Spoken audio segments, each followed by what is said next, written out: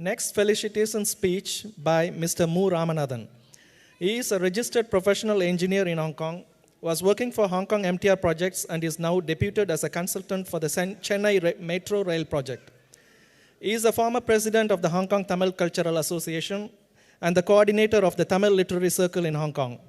He is an advisor to the YIFC on the Tamil teaching program. He is a Tamil writer and has published columns.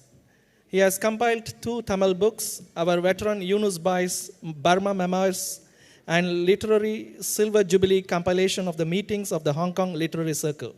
May I request Mr. Mu Ramanathan to give his felicitations.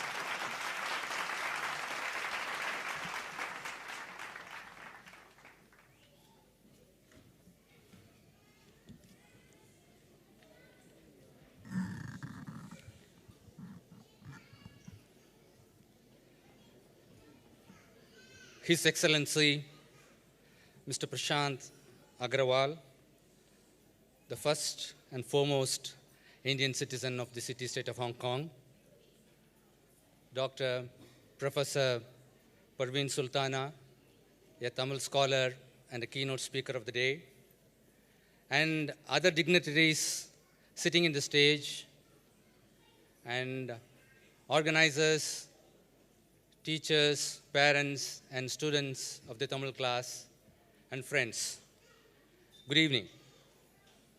For any organization, passing a 10-year milestone is bound to be a memorable one. But for YIFC and the Hong Kong Tamil class, it is much more important. The Tamils living in Hong Kong is a very small ethnic minority community. Despite that, this community is in a position to teach its mother language, mother tongue, to the younger generation. It's not backed by any big financial supports or any big considerable manpower. Despite that, this has been possible. It's going on for the last 10 years and is going strong. As of today, 125 students are studying their mother tongue in Tamil language classes. This 125 students should be viewed in terms of the demography of Hong Kong. 7 million people live in Hong Kong. Out of them, 95% are ethnic Chinese. And out of the remaining 5% foreigners, the Indians amount to a very less number. There are totally about 30,000 Indians living in Hong Kong. And among Indians, next to Sindhis, Gujaratis, Sikhs, and Marathis, Tamils comes in the list. And it is estimated that there are about 2,000 Tamils living in Hong Kong. And out of these 2,000 people, out of these 2,000 men, women, and children living in Hong Kong, 125 elementary school-going school kids are studying in this class. I would say more than 50% of eligible elementary school-going kids are going to these classes. See, you have every reason to be delighted on this. The day is not far off. Maybe down the line, after another 4 or 5 years, every elementary school-going kid will automatically enroll himself or herself in these Tamil classes. So this has been achieved today, and the path to this has not been easy. Many of you might have read Bill Bryson's famous book, A Short History of Nearly Everything. In this book, Bryson explains the science in a common man's language. No jargons, more of humor. The book starts with the birth of the universe and the creation of the earth and the evolution theory, etc. When I first read this book a decade ago, I was amazed by the first sentence, the opening sentence. So the Bryson opens the books like this: welcome and congratulations. I am delighted that you could make it. Getting here was not easy. I know, in fact, I suspect it was a little tougher than you realize. It might sound like an opening sentence in any brochure when you buy a new iPad or a microwave oven or an air conditioner. Bryson went on to explain how trillions of drifting atoms assembled together in an obliging manner, in a very orderly manner to make you, that is the reader, that is a human. And I would borrow Bryson's words today and say to the organizers, teachers, and parents, and students of the Tamil class, congratulations. I am delighted you could make it. Getting here was not easy. The Tamil class was started in the year 2004. When the announcement was made, the news spread. Very soon, about 30 students enrolled themselves. And the classes were conducted in an Indian restaurant. The space was provided by the patron, an advisor, and a philanthropist, Dr. Jawahar Ali. I don't want to say in so many words, but without Dr. Ali, this Tamil class could not have taken off. The restaurant, Alauddin Gourmet, is located in the 9th floor of Chunkin Mansions. And Chunkin Mansion is the place where South Asians, Middle East, people from Middle East, Nigerians, Europeans all meet. There are 17 floors and 5 blocks, and each block is served only by 2 lifts. And anthropologist from Chinese University of Hong Kong, Professor Gordon Matthews, once said that every year, people from 120 nations are passing through this building. The building was designed 50 years ago, meant for a clientele at that period of time. But the usage is overgrown. And as a result, every time you go to the building, you have to stand in a long queue for the lift. And the classes were started in the Alauddin Gourmet in 9th floor, and the young children have to climb through this lift. And these organizers, what they did, on Saturday afternoon, at 1 o'clock, they would come and stand in front of the Chunkin Mansions building, escort the kids, help them to climb the lift, put them in the makeshift classrooms. And once the classes are over, they do the same thing in the reverse order. What I'm trying to say is, running these classes is not framing the syllabus alone, is not teaching them the studies alone, but also take care of their safety and security. And OAFC has been doing this.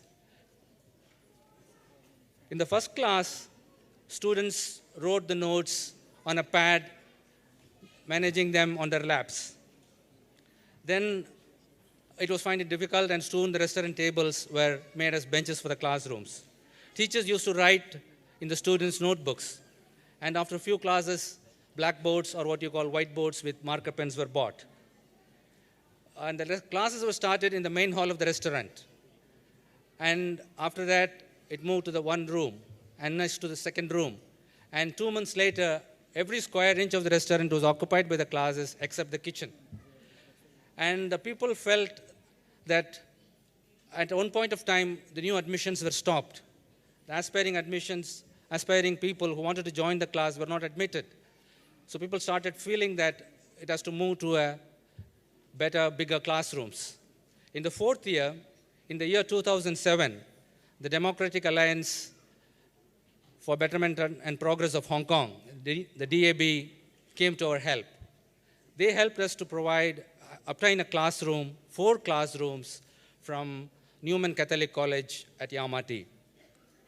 And it's very spacious classrooms and broad aisles between the rows of benches and big blackboards, multimedia teaching equipments, podium for teachers. It was like a dream came true.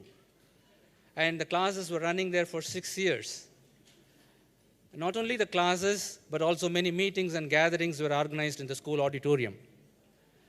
But at the beginning of this year, last year, the school management called YIFC organizers and said that they need the classroom spaces for their own maintenance and improvement works. So they wanted the Tamil class to vacate and find out another place. So it became a big shock for the organizers, and people like Abdul Aziz, Ubaidullah, and Alauddin didn't sleep for nights together. And this time again, the DAB came to our help, and they found a classroom in TKDS, Fong Siu Chun school premises. When the classes were shifted to Newman Catholic College, the strength was around 56.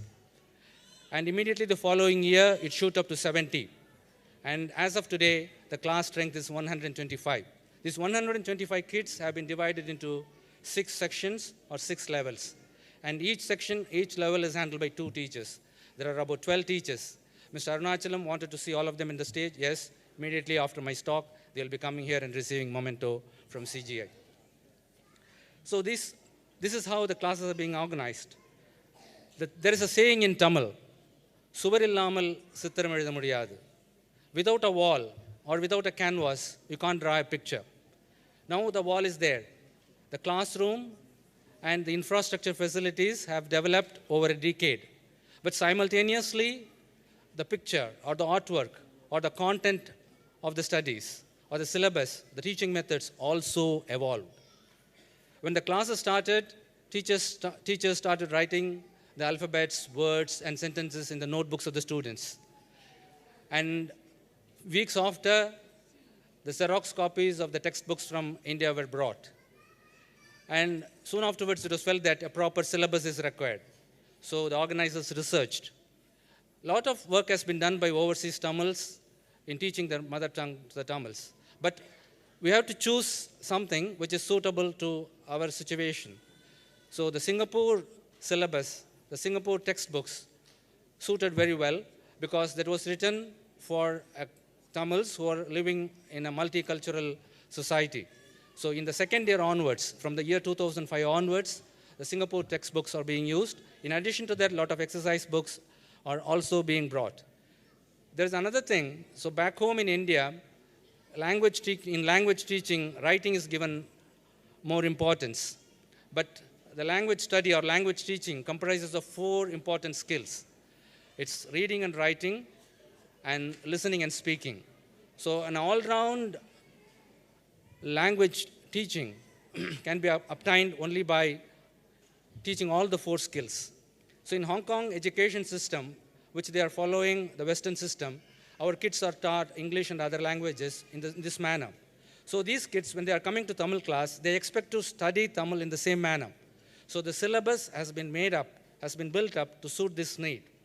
So the importance for the year-end examinations has been reduced, and more classworks have been added. There are a lot of oral examinations, there are a lot of dictations, so that not only reading and writing, but also listening and speaking skills of the students are also given due importance, and that is also being improved. So the wall is built, the picture is drawn.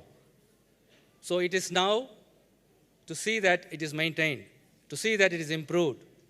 And it has to be improved and maintained for many more years to come. This has been possible by the determination and dedication of the organizers, teachers, as well as parents and students. And let me conclude with Bryson's words. Congratulations. I am delighted you could make it. Getting here was not easy. And I would also like to add, friends, do not be complacent. Do not be satisfied. Move forward. Thank you very much.